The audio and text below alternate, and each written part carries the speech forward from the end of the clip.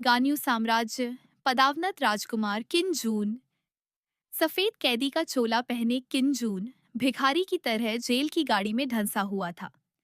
दो मजबूत काले घोड़े गाड़ी को आगे खींच रहे थे, जिससे गाड़ी के हिलने डुलने के साथ उसका शरीर भी हिल रहा था। इस समय किंजून की मनोदशा चरमराने की कगार पर थी। धत तेरी की, मैं सचमुच पुनर्जन्म लेकर आया हूँ। धूल से सना चेहरा लिए किंजून ने अपने आसपास का जायजा लिया। 15 सैनिक उसे एक घाटी से होकर ले जा रहे थे। सूरज डूब रहा था और दोनों ओर की नंगी चट्टानें दर्जनों मीटर ऊंची उठ रही थीं। जमीन पर कंकड़ बिखरे हुए थे और दूर दूर तक कोई वनस्पति नजर नहीं आ रही थी। पूरा वातावरण बेहद वीरान लग रहा था। इसने सचमुच प्राचीन सड़क, पश्चिमी हवा और दुबले पतले घोड़े की अवधारणा को साकार किया। मैं पुनर्जन्म नहीं लेना चाहता। धिक्कार है। किन को रोने का मन कर रहा था, पर आंसू नहीं आ रहे थे। उसने अभी अभी काम खत्म किया था और दफ्तर से बाहर निकले अभी 5 कदम भी नहीं चले थे कि अचानक किसी चीज ने उसके माथे पर जोर से मारा। अगले ही पल उसकी चेतना चकनाचूर हो गई। उसकी नजरें धुंधली पड़ गईं और जब उसे होश आया तो वह एक जेल की गाड़ी में था। उसी समय अनगिनत यादें उसके दिमाग में उमड़ पड़ी। अब उसने गन्युए साम्राज्य के तीसरे राजकुमार का शरीर धारण कर लिया था, जिसका नाम भी उसी के समान था। इस शरीर की स्मृतियों के अनुसार यह एक ऐसा संसार था जो देवताओं और राक्षसों से भरा हुआ था। संसार का आकार अज्ञात था और गन्युए साम्राज्य तो बस सागर में एक बूंद के समान था। हालांकि वह एक राजकुमार के रूप में पैदा हुआ था, लेकिन इस व्यक्ति की छी शोधन की प्रतिभा औसत दर्जे की थी, जो उसके भाइयों और बहनों से बिल्कुल अतुलनीय थी। क्यूई रिफाइनिंग क्या थी? आकाश और पृथ्वी की आध्यात्मिक ऊर्जा को अवशोषित करके अपने शरीर और आत्मा को मजबूत करने वाले, जिन्होंने महान उपलब्धियां प्राप्त की। वे पहाड़ों को हिला सकते थे, समुद्रों का पानी सुखा सकते थे, तारों को तोड़ सकते थे और चंद्रमा को स्थानांतरित कर सकते थे। इस शरीर का स्वामी 16 वर्ष का था। साधारण प्रतिभा का होने के कारण उसकी साधना शक्ति केवल छी शोधन क्षेत्र के द्वितीय स्तर तक ही सीमित थी। उसमें राजनीतिक कौशल की भी कमी थी और सिंहासन पर बैठने की उसकी संभावना लगभग न के बराबर थी। हालांकि वह जिद्दी था और उसने पांचवें राजकुमार किन्यू को नाराज कर दिया था। कुछ समय पहले ही किन्यू ने उस पर राष्ट्रीय खजाने के गबन का झूठा आरोप लगाया था। सम्राट क्रोधित हुए और उन्होंने उसे जबरन श्रम के लिए सीमावर्ती क्षेत्र में भेज दिया। बेशक, अंततः इसका कारण यही था कि सम्राट उसे पसंद नहीं करते थे। हे भगवान, ये दुनिया कितनी खतरनाक है, मैं वापस जाना चाहता हूँ। किंजून ने उदास चेहरे से सोचा। क्या पुनर्जन्म बिजली गिरने या कार से टक्कर लगने के कारण नहीं होना चाहिए? यह वैज्ञानिक नहीं है। उनका करियर अभी शुरू ही हुआ था और एक खूबसूरत महिला सहकर्मी ने तो चुपके से उन पर अपना दिल भी लुटा दिया था। उनके जीवन का शिखर उनकी आंखों के सामने था और तभी उनका पुनर्जन्म हो गया। मैं इसे स्वीकार नहीं करता। किन जून आक्रोश से भर गया। ऊपर से उसका पुनर्जन्म बेहद दुर्भाग्यपूर्ण था। उसे तुरंत जबरन मजदूरी करनी पड़ी। दुखों से भरा जीवन। हालांकि इस दुनिया में देवता और राक्षस मौजूद थे, लेकिन फिलहाल उसके पास ची शोधन की केवल द्वितीय स्तर की शक्ति थी। वह अपने आसपास के सैनिकों को भी नहीं हरा सकता था, तो वह ची शोधन करके देवता बनने की बात कैसे कर सकता था? किन जून बच्चा नहीं था, उसका दिमाग परिपक्व था। ये दुनिया कितनी भी जादुई क्यों न हो, इसका उसकी वर्तमान स्थिति से कोई लेना देना नहीं था। डिंग! पौराणिक कथा प्रणाली सक्रिय हो गई। डिंग! पौराणिक कथाओं की प्रणाली मेजबान के साथ जुड़ने लगी है। डिंग! पौराणिक कथा प्रणाली के प्रारंभिक सक्रिय के कारण मेजबान को एक यादृच्छिक देवता दानव आह्वान का मौका और एक यादृच्छिक लॉटरी का मौका मिलता है। जब किंजून घोर निराशा में डूबा हुआ था, तभी उसके मन में एक उदासीन आवाज गूंजी। इससे किंजून इतना चौंक गया कि वह लगभग उछल पड़ा। आखिर ये पौराणिक कथा प्रणाली है क्या? पौराणिक कथाओं की प्रणाली महान दांव की जीवंतता से उत्पन्न हुई है। होस्ट हर महीने एक देव राक्षस को बुलाने के लिए इस प्रणाली का उपयोग कर सकता है। साथ ही विभिन्न उपलब्धियों को पूरा करने से यादृच्छिक लॉटरी ड्रॉ होते हैं। पुरस्कारों के प्रकार सीमित नहीं हैं। वे साधना तकनीक, मंत्र, स्वर्ग और पृथ्वी के खजाने या दिव्य कलाकृतियां हो सकते हैं। होस्ट के भाग्य के आधार पर अन्य श्रेणियां भी हैं। वह रहस्यमयी आवाज फिर से गूंजी, जिससे किन जून स्तब्ध रह गया। अपने पिछले जीवन में उसने सिस्टम शैली के उपन्यासों सहित अनगिनत काल्पनिक उपन्यास पढ़े थे। उसने कभी नहीं सोचा था कि उसका भी ऐसा दिन आएगा। उसने अनजाने में अपना चेहरा छुटकी से दबा लिया। दर्द हुआ, ये सच है।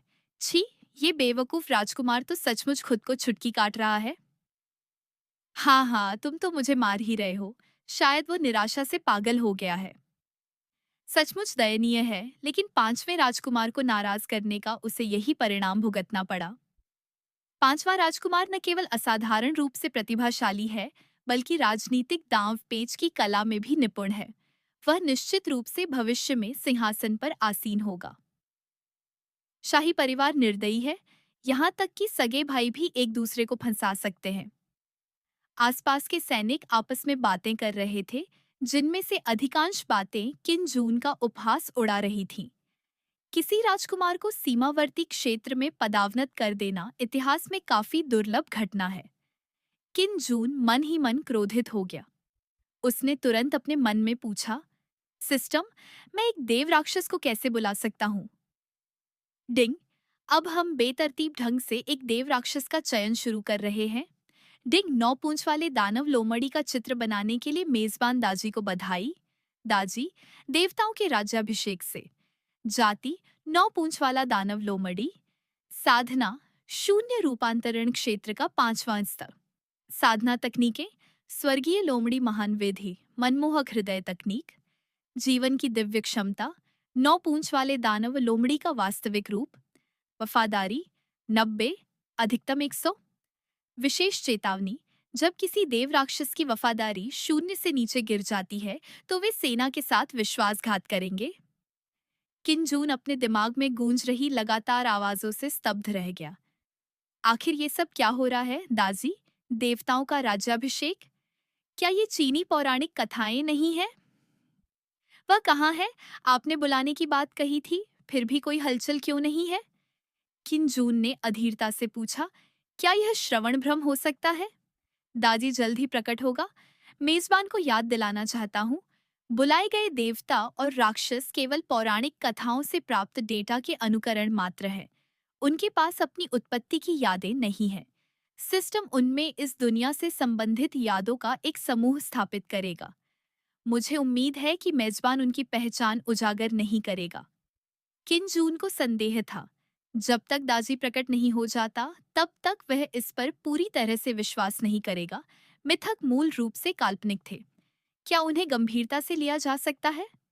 लेकिन इस शरीर की यादों के ख्याल आते ही उसका दिल जोर से धड़कने लगा। यह दुनिया शियानशिया कहानियों जैसी ही थी, जहां हर जगह राक्षस और भूत प्रेत मौजूद थे। शायद पौराणिक कथाओं की प्रणाली सचमुच मौजूद है। तो क्या मैं स्वर्ग के समतुल्य महान आश्यसन वुकोंग, स्वर्गिक दरबार के युद्ध देवता एरलांगशेन और बुद्ध तथागत को आमंत्रित कर सकता हूँ? हाँ। 3 पवित्र पुरुषों के बारे में क्या? हाँ। हे भगवान, मैं देवताओं और राक्षसों की इस दुनिया पर राज करने जा रहा हूँ। किंजून तुरंत उत्साहित हो गया। अगर वह सचमुच पौराणिक कथाओं के उन शक्तिशाली योद्धाओं को बुला लेता, तो वह मिनटों में गान्यू साम्राज्य पर शासन कर सकता था और यहाँ तक कि पूरी दुनिया को भी जीत सकता था। ये मेजबान के भाग्य पर निर्भर करता है। पौराणिक कथाओं में बहुत सारे पात्र हैं। हो सकता है कि मेजबान मृत्यु से पहले वांछित पात्रों को बुला ही न पाए। सिस्टम ने मानो उस पर ठंडा पानी डाल दिया। इस बारे में किंजून को जरा भी परवाह नहीं थी। क्या मजाक कर रहे हो? उसे पौराणिक सिस्टम की चपेट में आने की बेहद कम संभावना वाली घटना का सामना करना पड़ा था। क्या उसकी किस्मत पर सवाल उठाने की भी जरूरत थी? यह तो असाधारण ही होगा। किंजून उत्तेजना से कांप रहा था। उसके हाथों और पैरों में बंधी लोहे की जंजीरें खनकती हुई आवाज कर रही थीं। तभी अचानक सैनिक रुक गए और जेल की गाड़ी भी उनके पीछे पीछे रुक गई, जिससे किंजून ने हैरानी से ऊपर देखा। उसने देखा कि सैनिक एक के बाद एक अपनी तलवारें निकाल रहे थे, मानो हर कोई किसी दुर्जय शत्रु का सामना कर रहा हो। ये सैनिक राजमहल द्वारा प्रशिक्षित शाही अंगरक्षक थे और सभी जी शोधन क्षेत्र के 5वें स्तर की साधना रखते थे। उनमें से कोई भी किनजून को बुरी तरह हरा सकता था और उनकी बोध क्षमताएं किनजून की पहुंच से कहीं अधिक थीं। इससे 5वें राजकुमार किनयू के नापाक इरादों का पता चल गया। शाही अंगरक्षकों की मौजूदगी में किनजून के पास भागने का कोई मौका नहीं था। हंसी।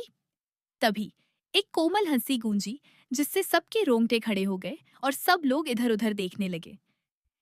एक श्वेत आकृति निर्वासित अमर प्राणी की तरह नीचे उतरी, तब बर्फ जैसे सफेद वस्त्र पहने हुए, जिनके किनारे और आस्तीन हवा में लहरा रहे थे। उसका शरीर सुशोभित था, कंधों पर सफेद फर लिपटा हुआ था। उसके विलो जैसे काले बालों के नीचे एक अत्यंत सुंदर चेहरा था जिसमें कोमल भाव थे, और वह मुस्कुराते हुए उन्हें देख रही थी